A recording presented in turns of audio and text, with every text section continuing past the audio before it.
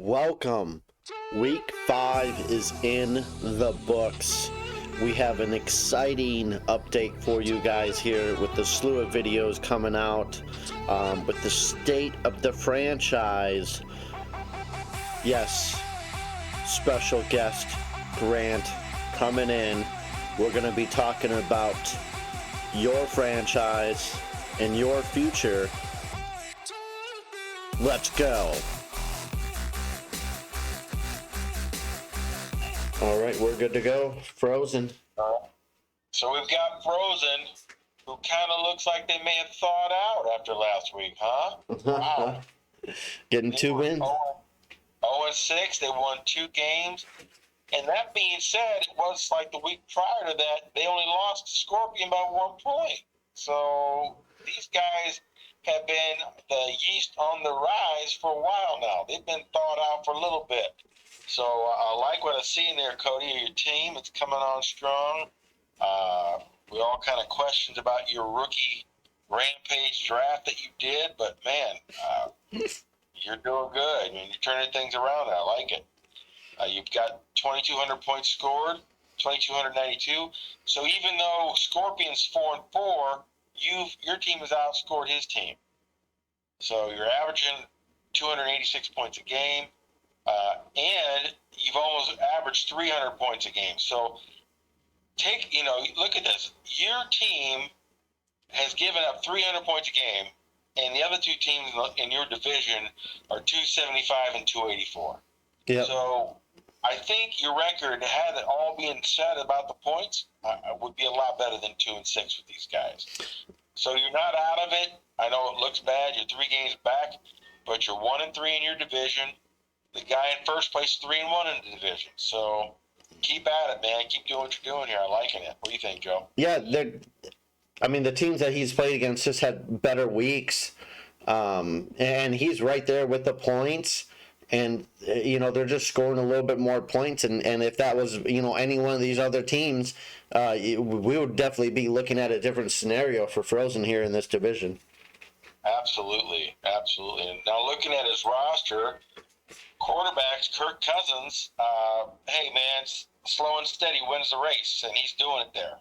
He's not doing anything super spectacular, but he's not losing the game either. Unlike Baker Mayfield, when he's hurt, he's out, and that's fine. Who cares? Zach Wilson's back from injury, and Zach, I think, if I remember, he's done okay. He had a pretty good game against the Steelers. He did okay versus the Dolphins, and I think it's only going to get better from here. What's your take, Joe? Yeah, I mean, Zach Wilson is the future for this team, or at least the way that it looks. But Kirk Cousins right now is leading the team for it, and in that pass-happy offense with Jamar Jefferson, like you just got to start Cousins. He's going to feed him the ball. Exactly. Now, moving on to your running backs, here's where, man, you got gut punched, man. Javonte Williams out for the year. Torn ligaments, man. It's terrible. But the bright side, you drafted Dameon Pierce.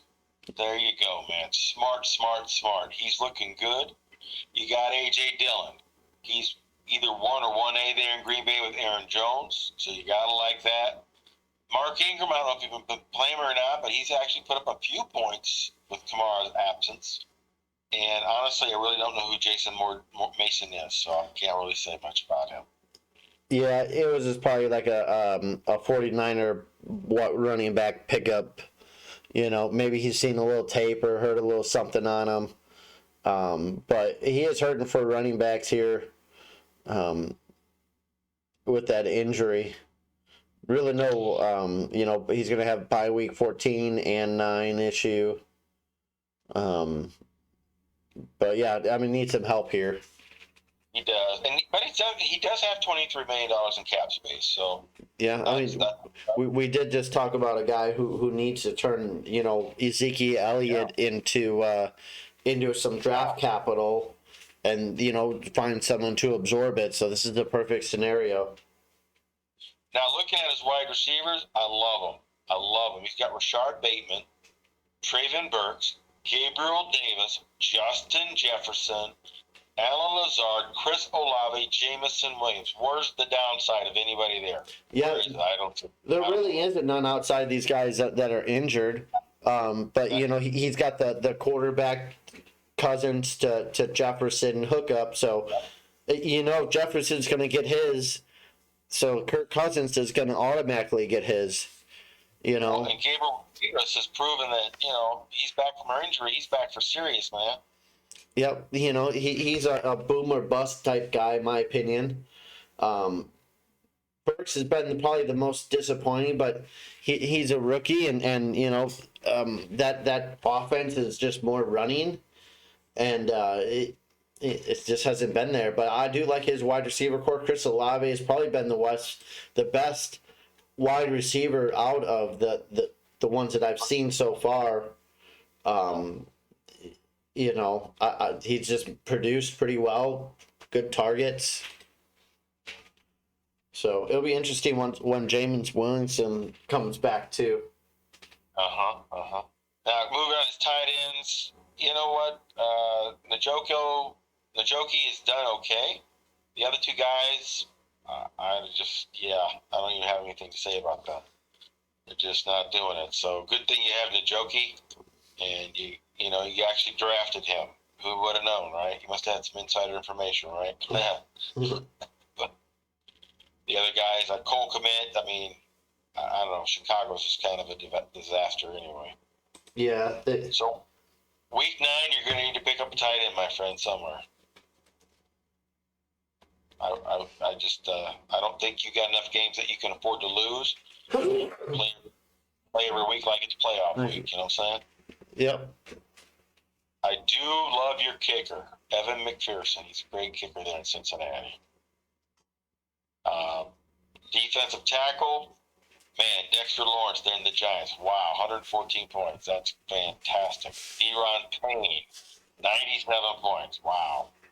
Well, those are great picks.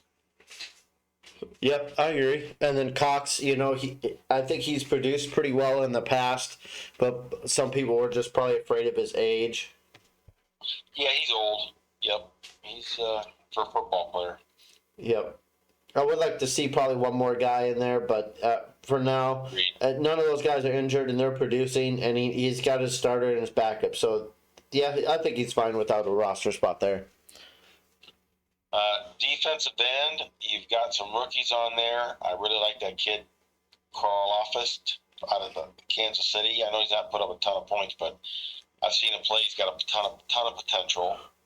And you've got the guy Armstrong out of Dallas, who's putting up points. He's got 85 points. So I think there might be a couple little moves you might consider. What do you think, Joe? Yeah, I would like to see. I mean, these rookies are producing, but one of them, that guy from Carolina, the Gross Matos. I mean, depending on what you've seen from him, I would like to see another guy. Like a guy in the 60s, another 80s. There. Now, little background on him. He's only been in the league for 3 years, and he was a second-round pick. So.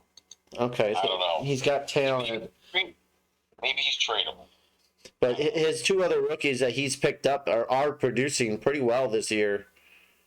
I mean, all three of them. So that could be the future, and then you don't have room for this guy. There you go. Linebackers. He's got some decent. He's got Patrick Queen out of Baltimore. He's a very, very good linebacker. And that kid out of Cleveland, I know he's only got 43 points, but pretty high on him myself. I'm thinking there must be some. I guess he hadn't been hurt necessarily. Just not putting up the points this season. He did last year, I believe. Yeah, missing 2 points. Or missing pretty much 2 games there. Last season he did 130. So as a rookie, so you look for that to go up into the 200s.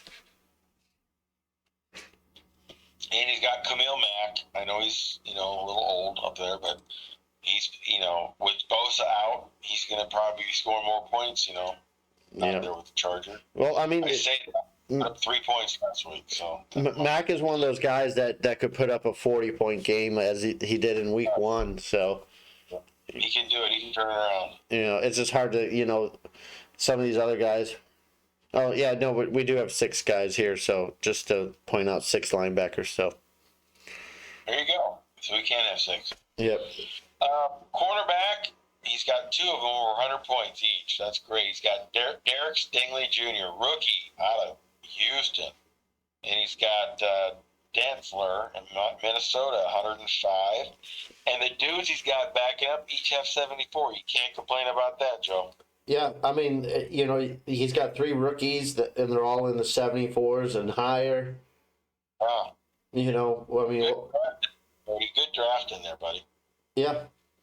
Well, the kid Elam was an auction, and then the Stingley was a trade. But it's it's good when you trade for this guy, and then all of a sudden he puts up a bunch of points. But yeah, I like his corners are pretty good for the future. Yeah. Now here's where you could do a little attention to your safeties.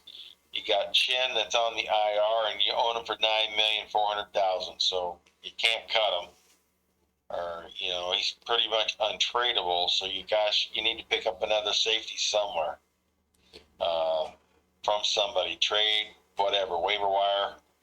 I don't know. Maybe cut that one other extra guy at linebacker you have. Yeah, with this team, I mean, he's got $23 million. I would really look at this team on filling it out with, improving with some maybe high dollar amount guys, take on some extra cap space for a year or 2, maybe. Well, like here's an example: Ezekiel Elliott. That contract, $13 million, is just so tough to move. You offer the guy something low because he needs to move on him in the cap space. Or Joe, you offer him a Jameis Williams from Detroit at $6 million back in the deal. So you give it, because he can't start all these wide receivers, 2, 4, 7 of them. He can't start 7 of them. And you get a guy back that may help you. You give him a guy that you didn't miss. And that way it's not, all of the salary you're eating out of that $13 million. Well, right now it's tough because he only has 3 startable wide receivers. The 2 are questionable, and they were injured last year. Didn't start last week, so it's tough when you could start 4 wide receivers. It's tough to just dump one of these guys when the guys are injured and IR is not playing. So that's why I said trading. You mean who? Who's got the guy that has Elliott only has 3 starting wide receivers? No, this guy does. I'm saying trade Jameis Williams, who's on the IR. Yeah. Or Elliott, who's, that's what I meant. I don't know if I would trade, young asset for old asset. I would trade an older, like a late round pick for it. Well, he can't eat $13 million. Well, he could, but that'd be tough. Yeah, I'll let them work it out. Yeah. Speaking of trade, what's he got? He's got 2 first-round draft picks, 5 second-round draft picks, 4 third-round draft picks, a 4th and a 5th next year. So he's loaded on the draft picks. And then he's got the one, Joe, that said he was looking for a back or receiver. And he would be willing to trade draft picks. That's what he put on our thread. So yep. There we go. So and then he's got a 1, 2, 3, and a 4 for 2024. So his team is looking young. Definitely strong point is a wide receiver. And yeah, not too bad. I like his picks. He's got a lot of picks, doesn't he? Yes, he does. Good picks. All right.